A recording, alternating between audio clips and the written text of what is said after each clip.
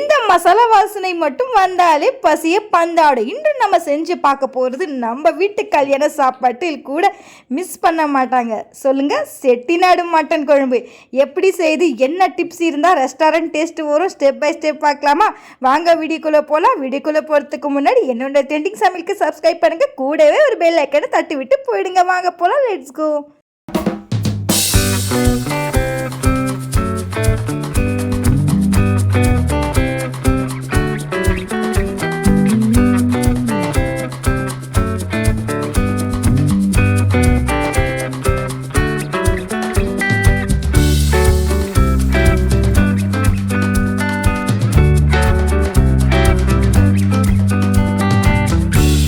நம்ம செய்ய ஆரம்பிச்சிடலாங்க.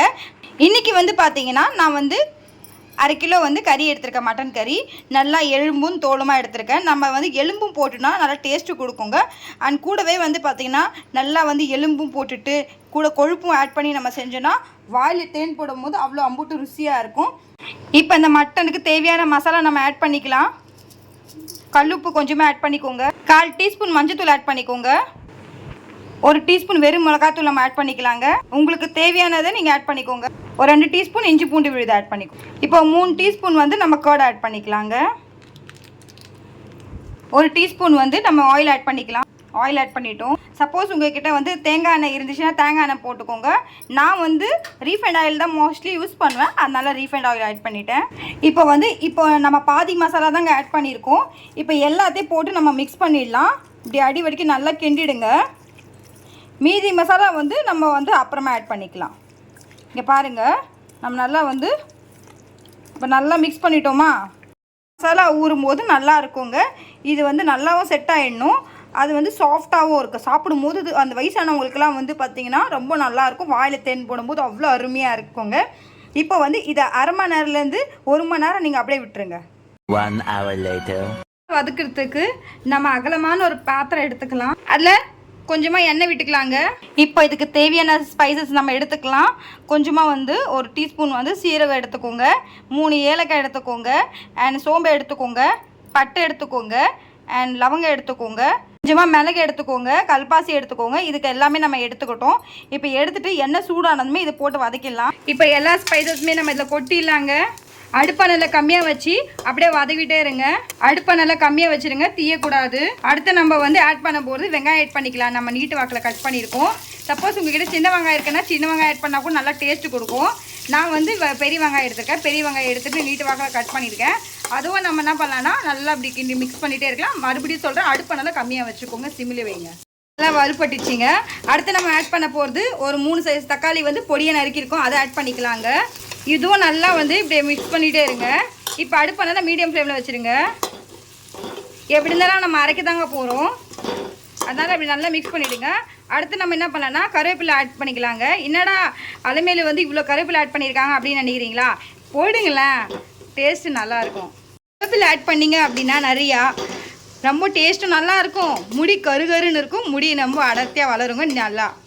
அதனால் நல்லா இப்படி ஆட் பண்ணிவிடுங்க. ஆட் பண்ணிவிட்டு நல்லா இப்படி அடுப்பை நல்லா தூக்கி விட்டு மீடியம் ஃப்ளேமில் வச்சு அப்படியே 2 நிமிஷத்துக்கு அப்படியே கிளறிட்டே இருங்க. நல்லா இப்படி வறுவட்டுச்சு. இப்போ நம்ம ஸ்டவ் ஆஃப் பண்ணிவிட்டு ஆற வச்சுட்டு மிக்ஸிங் ஜாரில் ஃபைன் பேஸ்ட்டாக அரைச்சிடலாம். இப்போ ஸ்டவ் ஆஃப் பண்ணிவிடுங்க. பண்ணதுக்கப்புறமா நம்ம மிக்ஸிங் ஜாரில் போட்டுடலாங்க. எல்லாமே போட்டுருங்க. தண்ணி கொஞ்சம் ஆட் பண்ணிக்கலாங்க. அந்த கடாயில் இருந்ததில்ல அந்த அதில் தண்ணி போட்டுட்டு நல்லா மிக்ஸ் பண்ணிவிட்டு இப்போ நம்ம எல்லாமே போட்டுடலாம். இப்போ போட்டுட்டு ஃபைன் பேஸ்ட்டாக நல்லா அரைச்சிடலாங்க. நம்ம நல்லா ஃபைன் பேஸ்ட்டாக அரைச்சிட்டோம். இந்த மாதிரி அரைச்சிக்கணும். அடுத்து நம்ம ஸ்டவ் ஆன் பண்ணிவிட்டு நம்ம அதுக்கு ஸ்டார்ட் பண்ணிடலாம் குழம்பு செய்ய. ஒரு குக்கர் வச்சிடலாம். குக்கரில் தேவையான அளவுக்கு நீங்கள் எண்ணெயை ஊற்றிக்கோங்க. பாருங்கள், நல்லா எண்ணெய் ஊற்றிட்டோமா. இப்போ எண்ணெய் ஹீட் ஆகிடுச்சு. எண்ணெய் ஹீட் ஆனதுமே நான் பொடியை நறுக்கின வெங்காயம், ஒரு பெரிய வெங்காயம் கட் பண்ணி வச்சுருக்கேன், அதை ஆட் பண்ணிக்கலாம். இங்கே பாருங்கள், வெங்காயம் ஆட் பண்ணிக்கலாங்க. அடுப்பை நல்லா மீடியம் ஃப்ளேமில் வச்சுருங்க. இப்படி மிக்ஸ் பண்ணிகிட்டே இருங்க. நல்லா ஃப்ரை ஆகிடுச்சு. அடுத்து நம்ம இஞ்சி பூண்டு பேஸ்ட் ஆட் பண்ணிக்கலாம். நான் 2 டீஸ்பூன் ஆட் பண்ணிக்கிறேங்க. இஞ்சி பூண்டு பேஸ்ட் ஆட் பண்ணுங்களா, டேஸ்ட் நல்லாயிருக்கும். இப்போ பச்சை மணம் போகிற வரைக்கும் நீங்கள் வதக்கிட்டே இருங்க. இப்போ பச்சை மணம் போயிடுச்சிங்க. அடுத்து நம்ம 3 காஞ்ச மிளகாய் ஆட் பண்ணிக்கலாம்.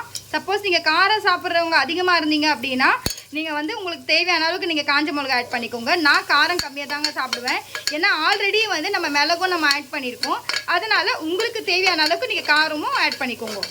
மல்லித்தூள் ஒரு டீஸ்பூன் ஆட் பண்ணிக்கலாம். ஒரு டீஸ்பூன் தனி மிளகாய் தூள் ஆட் பண்ணிக்கலாம். இப்படி வதவிட்டே இருங்க. அடுப்பை நல்லா மீடியம் ஃப்ளேமில் வச்சு பச்சை வாசனை போயிடுற அளவுக்கு நம்ம நல்லா வதவிட்டோங்க. இங்கே பாருங்கள், பச்சை வாசனை போயிடுச்சு, அடி பிடிக்குது. இப்போ இந்த ஸ்டேஜில் நம்ம வந்து ஆல்ரெடி நம்ம மட்டன் வந்து ஊற வச்சுருந்தோம்ல ஒரு அரை மணி நேரம், அதை ஆட் பண்ணிக்கலாங்க. இங்கே பாருங்கள், அதை ஆட் பண்ணிட்டோம். மட்டன் வந்து நல்லா எண்ணெயிலே வந்து நல்லா இப்படி வதவணுங்க. எண்ணெய் அப்படியே திரிஞ்சு மேலே வரணும். தண்ணியெல்லாம் ஃபுல்லாக இழுத்துடணுங்க. அடுப்பை நல்லா கொஞ்சம் மீடியம் ஃப்ளேம்லேயே வச்சுக்கோங்க. எண்ணெய்லாம் திரிஞ்சு மேலே வருது, நல்லாவும் ஃப்ரை ஆகிடுச்சு. இப்போ இந்த ஸ்டேஜில் நம்ம ஆல்ரெடி அரைச்சி வச்சுருந்தோம்ல மிளகு, சீரகம், சோம்பெல்லாம், அந்த விழுதை நம்ம ஆட் பண்ணிக்கலாங்க. மசாலா நல்லா வதக்கிடுச்சுங்க. நான் எங்கெல்லாம் வந்து காரம் ஆட் பண்ணுறோனோ அங்கெல்லாம் நீங்கள் வந்து உங்களுக்கு தேவையான அளவுக்கு நீங்கள் காரத்தை ஆட் பண்ணிக்கோங்க. உங்களுக்கு தேவையான அளவுக்கு நீங்கள் வந்து காரம் எல்லாம் எப்படி இருக்குது நீங்கள் ஆட் பண்ணி கூடிய குறைச்சி போட்டுக்கோங்க. இப்போ பாருங்கள், நல்லா கொதிக்குது. இந்த ஸ்டேஜில் வந்து நம்ம உப்பு ஆட் பண்ணிக்கலாங்க. ஆல்ரெடியே வந்து நம்ம மசாலா அரைக்கும் போது நம்ம வந்து உப்பு ஆட் பண்ணியிருந்தோம்.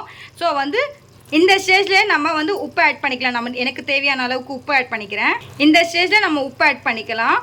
நம்ம மட்டன் மிக்ஸ் பண்ணும்போது உப்பு ஆட் பண்ணிட்டோம். ஸோ வந்து உங்களுக்கு தேவையான அளவுக்கு கூடியோ குறைச்சோ நீங்கள் ஆட் பண்ணிக்கோங்க. நான் எங்கெல்லாம் உப்பு ஆட் பண்ணுறனோ காரம் ஆட் பண்ணுறனோ உங்களுக்கு தகுந்த மாதிரி நீங்கள் அட்ஜஸ்ட் பண்ணிக்கோங்க. கொதிக்குதுங்க. இந்த ஸ்டேஜில் வந்து நம்ம தண்ணி ஆட் பண்ணிக்கலாம். உங்களுக்கு எந்த அளவுக்கு தண்ணி வேணுமோ அந்தளவுக்கு நீங்கள் ஆட் பண்ணிக்கோங்க. இப்போ நான் ஆட் பண்ணிட்டேன். ரொம்ப தண்ணியாகவும் இல்லாமல் ரொம்ப கெட்டியாகவும் இல்லாமல் மீடியமாக இருக்கணும், சாப்பிட்ற அளவுக்கு இருக்கணுங்க. அந்த மாதிரி ஸ்டேஜில் நம்ம தண்ணி ஆட் பண்ணிக்கலாம். இப்போ நல்லா கொதிக்கட்டோங்க.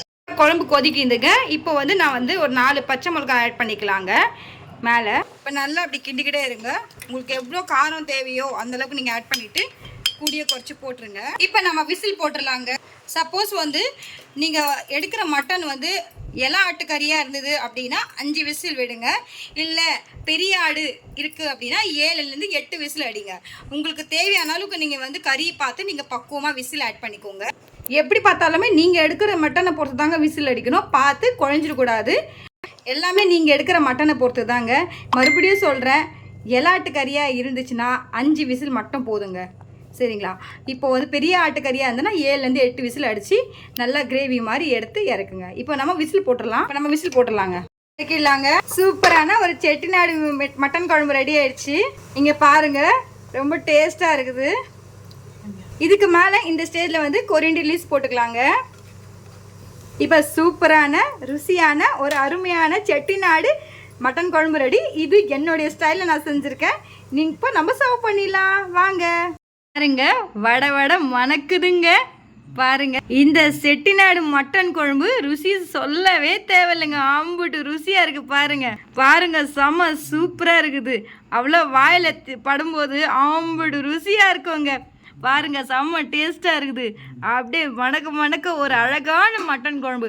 அதை சுட இட்லிங்க இறக்கி சாப்பிடும்போதும் வேறு லெவலில் இருக்கும். பாருங்கள், நல்லா பாருங்கள், நல்லா வெந்திருக்கு பாருங்கள். பூ போல் நல்லா மட்டன் இந்த மாதிரி 5 விசில் அடித்து எடுத்திங்கன்னா நல்லாயிருக்கும். இந்த செட்டிநாடு ஸ்டைல் மட்டன் குழம்பு உங்களுக்கு பிடிச்சிருக்கும்னு நான் நம்புகிறேன்.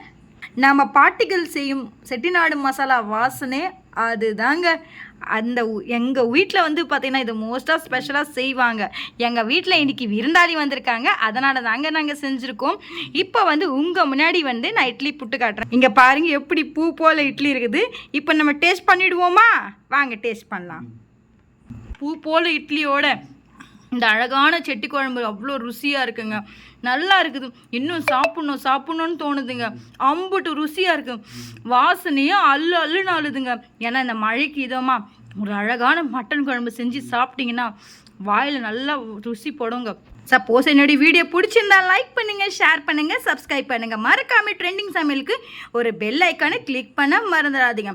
இந்த மாதிரியான ரொம்ப சுவையான அழகான சமையலுக்கு என்னுடைய சேனலை சப்ஸ்கிரைப் பண்ணுங்கள்.